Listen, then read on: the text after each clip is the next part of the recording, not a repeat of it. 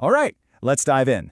Today, we're going to unpack one tiny but super important piece of the massive EU AI Act. It's this little thing called Article 42. And you know what? It's trying to solve one of the biggest puzzles in technology right now. I mean, think about it. At the heart of all this regulation is that one simple question.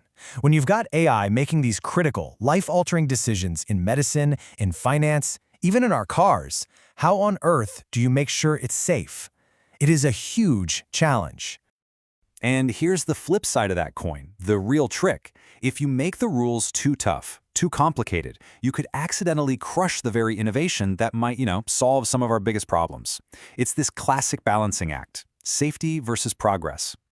And this is exactly the puzzle the EU was trying to figure out with its huge AI Act. For these so-called high-risk AI systems, the stakes couldn't be higher. The whole point was to build a system that protects us, our fundamental rights, but doesn't build impossible walls for developers, especially the smaller guys. And that right there brings us to Article 42. Honestly, you can just think of it as the EU's really clever answer to this dilemma. It's not some sneaky loophole, it's more like a smart shortcut, a fast pass, if you will, that helps developers show they're doing the right thing and gets them on a smoother path to compliance. So how does this fast pass actually work? Well, the whole thing is built around a pretty powerful legal idea. And that idea is called the presumption of conformity. Okay, I know that sounds super technical and, frankly, a little boring. But stick with me, because the idea is actually simple. It just means that if a developer can prove their AI system hits certain targets right up front, then the system is assumed to be compliant. It basically flips the script and rewards companies for doing their homework from the start.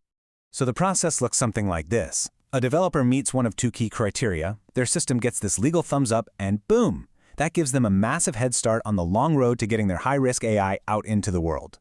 So let's look at those two criteria, or what I'm calling pillars. First up, the first of these two fast pass lanes, and it's all about the single most important ingredient for any AI system. It's data.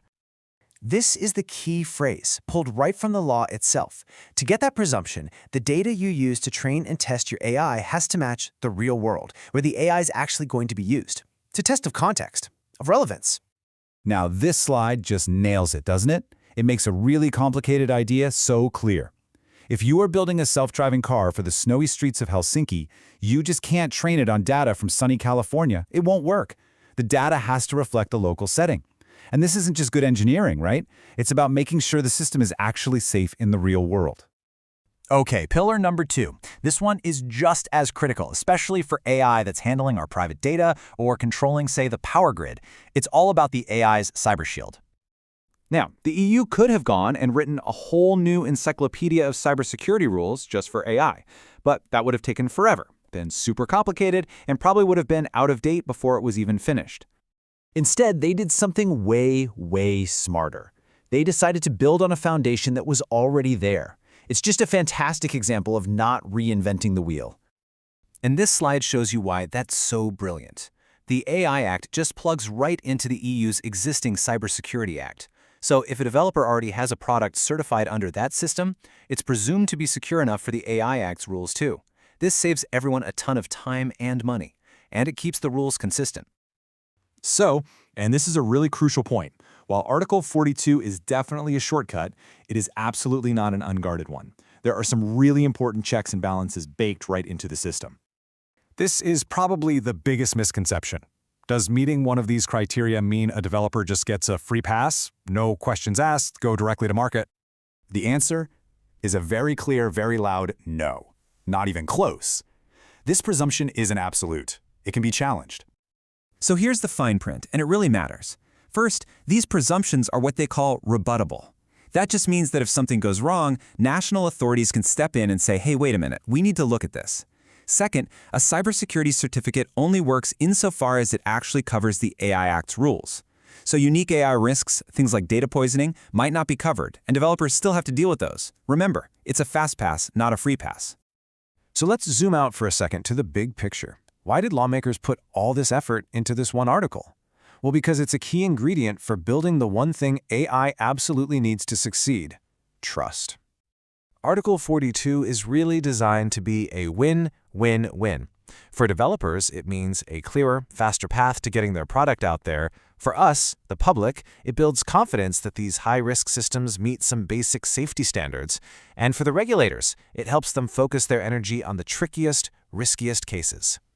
At the end of the day, the goal here is to create a virtuous cycle. See, when we trust that AI is being built responsibly, it creates a market where innovation can really take off.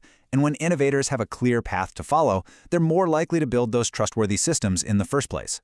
Trust fuels innovation, and good innovation builds even more trust. So, Article 42 is the EU's big bet on balancing safety with speed. It's a system designed for trust. But it does leave us with one final and pretty critical question.